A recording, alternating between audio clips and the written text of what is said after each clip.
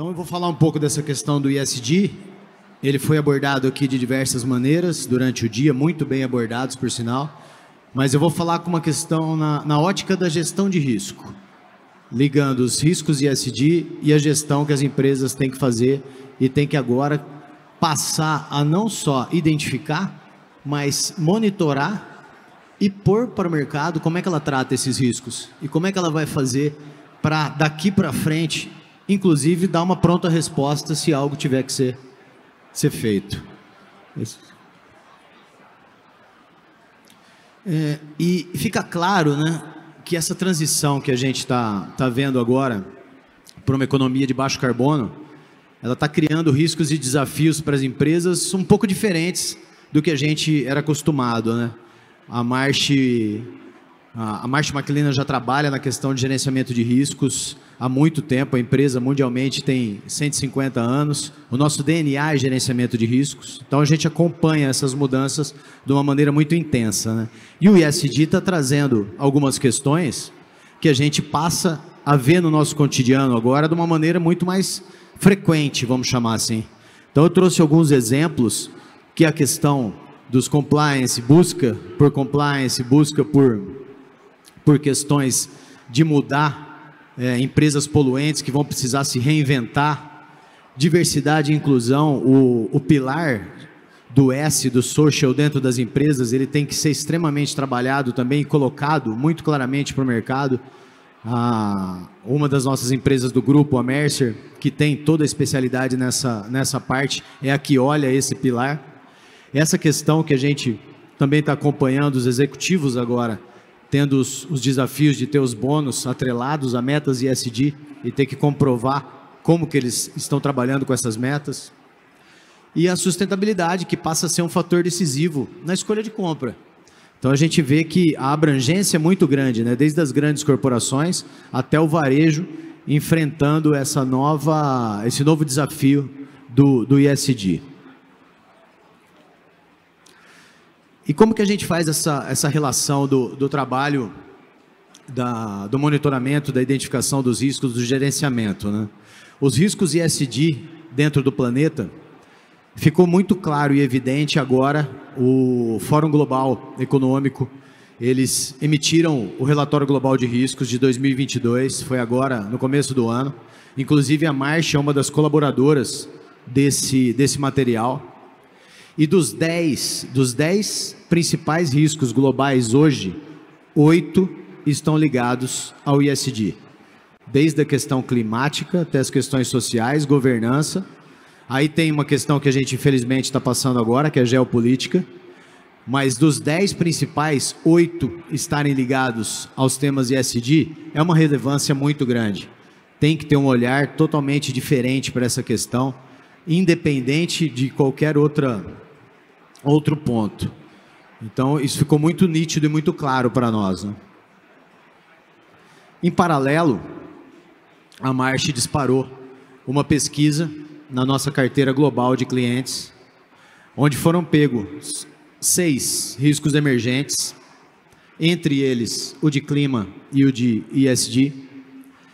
E a intenção era o quê? Era encontrar a relação entre esses 6 riscos eminentes e a percepção dentro das organizações. Como que as organizações estavam enxergando esses riscos e qual era o trabalho que estava sendo feito, como que estava sendo desenvolvido internamente as discussões envolvendo esse tema. E eu trouxe uma parte do resultado aqui, que vai trazer essa visão para nós. 85% dessa massa, eles têm essa visão de que os riscos de clima e de ESG, eles são importantes ou muito importantes. Então, existe a visão, existe a consciência, só que em paralelo, quase metade da massa entrevistada, que é muita coisa, eles reconheceram que possuem processos ineficazes ou nenhum processo para identificar, responder e implementar as mudanças necessárias com base nos climas ESG. Então, esse ponto foi um ponto que chamou muito atenção internamente da Marsh. A gente já vinha trabalhando, a Marsh tem uma área global também de ESG, e que já vinha trabalhando em ferramentas para conseguir ajudar nossos clientes e as organizações com relação ao tema, mas isso fez com que a gente desenvolvesse, acelerasse esse processo para realmente começar e adiantar essa discussão, essa questão, e conseguir trazer um pouco mais de luz e clareza para esses riscos dentro das organizações, né? Então, a gente vê que são dados relevantes e dentro de grandes corporações que foram entrevistadas. Mas vamos trazer essa discussão um pouco mais para o nosso universo. Vamos analisar um pouco o universo do setor sucroenergético. E a Marsh tem experiência no setor sucroenergético. Nós atuamos desde praticamente a criação do setor. E fica claro que o ESG ele faz parte da cultura do setor. Desde a sua criação, as práticas de ESG são implementadas, vamos dizer assim, né? De uma maneira empírica, mas são. Quando a gente pega cada pilar e analisa cada um deles, fica fácil de enxergar isso. Quando você vê a questão do meio ambiente, a gente vê os nossos produtos, a questão do etanol, da energia limpa, você vê, é um setor de baixa emissão de carbono, o aproveitamento de resíduos é quase 100%, o desenvolvimento de produtos sustentáveis, agora se falou hoje muito da questão do biometano. Então, é um setor que ele é, vamos chamar assim, ESG nessa questão aqui, como a gente já vem dizendo há muito tempo, parte da solução de muita gente. E vai ser muito mais daqui para frente. A questão do pilar do social, as usinas trazem desenvolvimento econômico, trazem oportunidade de emprego, trazem condição de trabalho, oportunidade de desenvolvimento. Eu que atuo no setor já há bastante tempo, conheço muita gente dos amigos de clientes que começaram e trilharam carreiras incríveis dentro das usinas e são hoje executivos renomados no mercado. A questão do apoio à comunidade, a gente conhece comunidades que as usinas fazem aparelhagem de hospital, o apoio à questão até mesmo de corpo de bombeiro, aparelhando o corpo de bombeiro, projetos sociais incríveis que são mantidos tem o auxílio muito grande das usinas. Então essa parte social também a gente vê um trabalho muito legal sendo feito. E no pilar da governança, o setor também passou por um momento muito interessante. A profissionalização cresceu muito no setor sucroenergético, a questão de compliance, auditorias, as apólices de D&O, que cuidam da responsabilidade civil dos executivos pela tomada de decisão. Esse é um sinal claro de profissionalização de governança, porque a análise da seguradora, ela parte dessa questão da gestão. E é um seguro muito difundido no setor hoje. Nós temos várias apólices no setor emitidas, então é um sinal claro disso. A transparência na divulgação dos números e resultados. Então a governança também cresceu muito. Mas o ESG, ele não é só isso. O ESG, ele tem várias complementações que têm que ser feitas, que precisam o quê? Ser atreladas a tudo isso que é feito, e o trabalho realmente ser complementado, vamos chamar assim, pegar tudo isso de bom que já é feito, pegar tudo isso que já está sendo trabalhado e enxergar aonde temos alguns gaps, aonde temos algumas falhas e como que eu posso ou melhorar, ou implementar, ou em alguns casos apenas monitorar, porque está bem feito e precisa ser colocado em questão. Então esse ponto nos chamou a atenção, e quando a gente afunila mais um pouco essa visão, aí trazendo para dentro de cada grupo, para dentro de cada organização, de cada empresa, surgem alguns questionamentos que precisam ser feitos e eles precisam ser agora trabalhados de uma maneira mais rápida.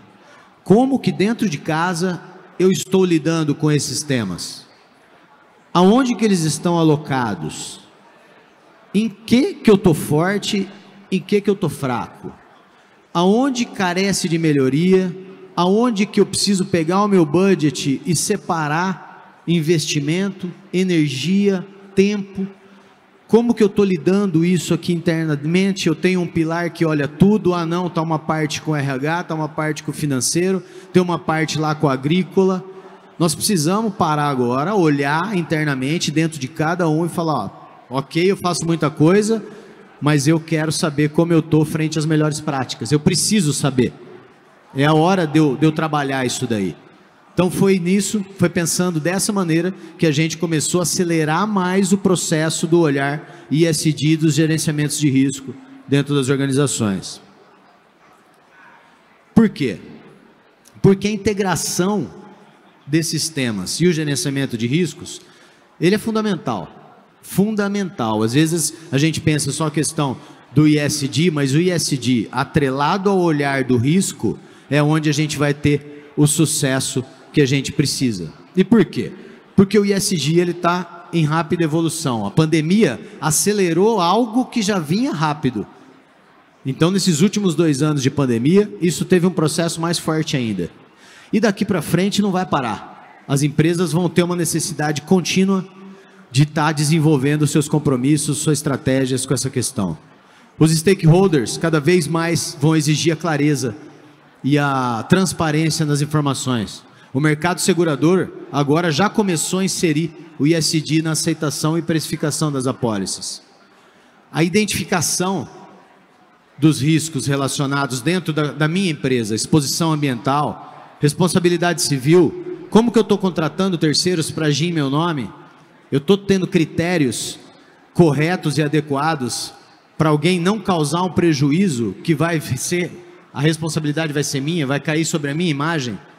Por quê? A governança, a proteção de dados, porque fica cada vez mais claro que as fortes práticas ESG levam a uma melhor gestão de risco.